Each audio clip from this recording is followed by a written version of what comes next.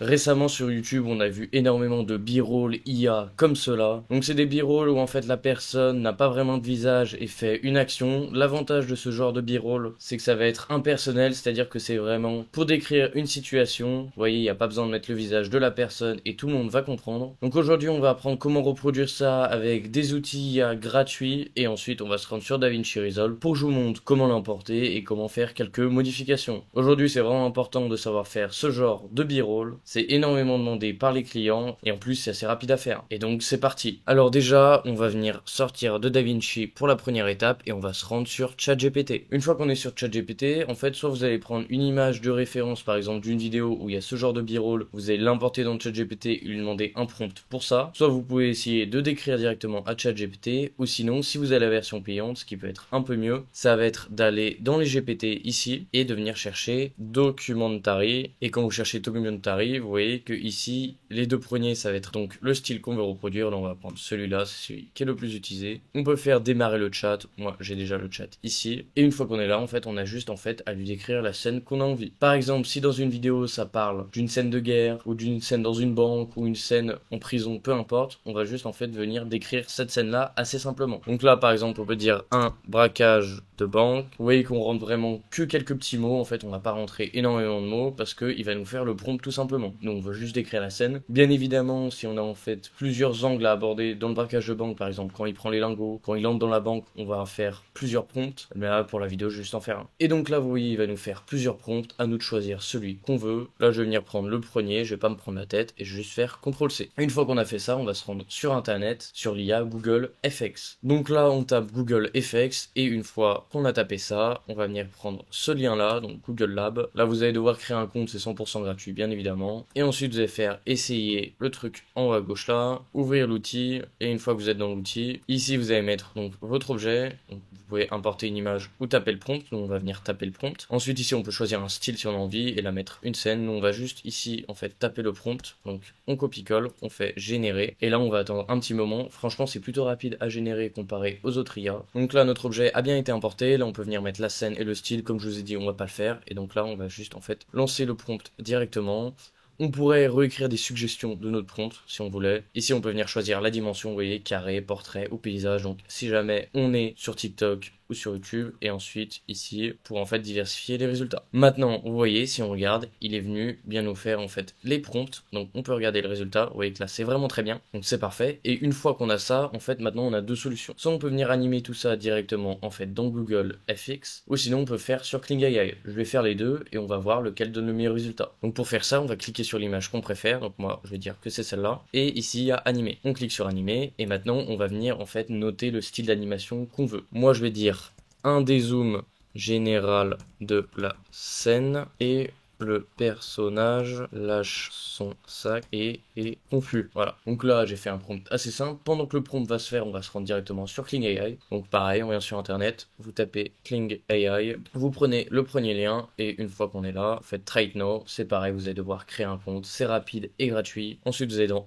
Vidéo. Une fois que vous êtes dans Vidéo, vous allez venir ici faire Start. Upload et vous allez tout simplement uploader l'image qu'on a fait juste avant. Donc pour ça on peut retourner sur l'image juste là et venir tac la télécharger. Oui, c'est super rapide. On vient là, start, upload, on vient mettre ça juste là, ça charge et maintenant on va venir mettre notre prompt. Donc là on peut mettre pareil hein. Le mieux c'est d'écrire en anglais mais là on va le faire en français, ce sera plus simple pour la vidéo. Ensuite ici on peut venir choisir des paramètres mais ça va être important. Maintenant on peut venir choisir ici si on met des sound effects ou non. Là on va les laisser juste pour voir le résultat que ça donne. Maintenant le nombre d'outputs qu'on veut, si on en veut plus, va falloir passer à une version payante. Là, 5 ou 10 secondes, moi je vais laisser 5 secondes. Et maintenant, standard, je vais laisser voilà, en standard. Ici, je vais venir faire générer. Et là, ça va venir se générer pareil. Et donc là, l'IA de Google a fini. Donc on va avoir le résultat de la vidéo. On vient dans vidéo ici. Et on va regarder. Vous voyez, le dézoom général. Il pose son sac. Et il semble confus. Donc vous voyez que le résultat est vraiment très très bien avec cette IA là. Elle a vraiment respecté tout ce qu'on lui a dit. Et il n'y a pas vraiment l'impression d'avoir de bugs.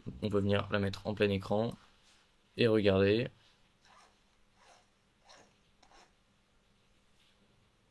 Et si jamais on n'est pas satisfait des sound effects, on peut juste enlever le son. Une fois que ça c'est bon, vous voyez que ici on peut venir télécharger, donc on vient télécharger et donc on aura notre vidéo. Maintenant on va regarder le résultat sur Kling AI. Donc là c'est toujours pas fini. En général ça prend à peu près 1 minute, donc là on va juste attendre. Et voilà, donc la génération est finie, on va regarder le résultat, c'est pareil. Donc là vous voyez qu'il a l'air confus aussi, et il va prendre le sac et il va le poser, mais malheureusement en fait là en 5 secondes il a pas eu le temps de tout faire. Le problème avec Kling AI c'est qu'en fait il va falloir passer à la version payante pour avoir les meilleurs résultats, donc la meilleure IA actuelle, contrairement à Google en fait où ça va déjà être la meilleure version. Donc c'est ça le problème, vous voyez que le résultat en fait peut être bien, mais si on était passé à 10 secondes et sur une meilleure version, peut-être que ça aurait été mieux. Je trouve en tout cas que le mouvement de caméra à reculons est mieux. On voit que les mouvements aussi sont plus fluides. Et là, pareil, une fois qu'on a ça, on peut venir juste télécharger. Donc voilà, vous voyez la différence entre les deux IA. À vous de choisir celle qui vous convient le mieux pour générer ces vidéos-là. Maintenant, une fois qu'on a fait ça, on a fini. On peut juste se rendre sur DaVinci et importer tout ce qu'on a. Bien évidemment, si vous avez plusieurs scènes à faire, vous allez faire plusieurs prompts, ensuite plusieurs générations d'images et ensuite plusieurs vidéos. À vous de voir combien de b-roll vous avez envie d'avoir. Donc là, on a les deux vidéos. Moi, je vais venir prendre celle qu'on a générée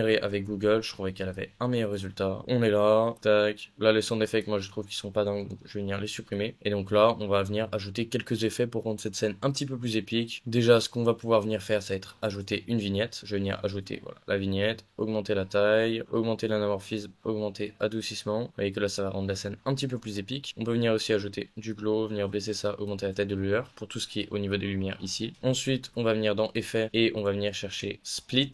Donc soit vous utilisez celui de base dans DaVinci, soit sinon vous pouvez venir taper le nom juste ici et trouver ce RGB split sur internet. Et là on va venir ajouter un petit décalage, donc vous voyez par exemple 0,3 et ça va nous faire un petit effet d'RGB split sympa. Tac. On peut aussi venir ajouter du grain, pourquoi pas. Maintenant il faut venir beaucoup le baisser, vous voyez, pour qu'on le voit un petit peu là mais pas trop non plus. Et verrouiller timecode pour pas qu'il bouge. Là moi je vais le baisser encore plus. Et ensuite on peut venir ajouter du flou maquette et vous voyez, venir baisser un petit peu ça. Flou maquette ça va faire du flou en haut et là, et en fait ça va redonner un résultat beaucoup plus épique. Et quand on regarde, vous voyez là, on passe vraiment sur une scène beaucoup plus propre. Là, peut-être que RGB split, on va venir le baisser un petit peu, voilà, mettre seulement 0,18. Et vous voyez que là, on va avoir donc notre scène qui est vraiment très très bien, qui va être très bien quand on fait des b-rolls, typiquement type documentaire ou même des b-rolls en général. Vous voyez que c'est super simple à faire, c'est super rapide, surtout si vous faites beaucoup de b-rolls d'un coup, parce qu'en fait, juste faites toutes les étapes d'un coup et ça vous fait gagner du temps. Si on fait à chaque fois un b-roll, en fait, on va devoir faire toutes les étapes et recommencer à chaque fois si on veut faire différents b-rolls. Et donc, si vous voulez progresser sur DaVinci Resolve, que ce soit en accompagnement personnalisé ou avec une communauté sur Discord, il y a le lien de mon site web dans la description. Aujourd'hui, c'est le meilleur endroit pour progresser en montage vidéo et devenir libre, et pourquoi pas digital nomade si vous en avez envie. Je vous prends du niveau 0 jusqu'au niveau pro, trouvez vos premiers clients, créez votre entreprise, votre portfolio, etc.,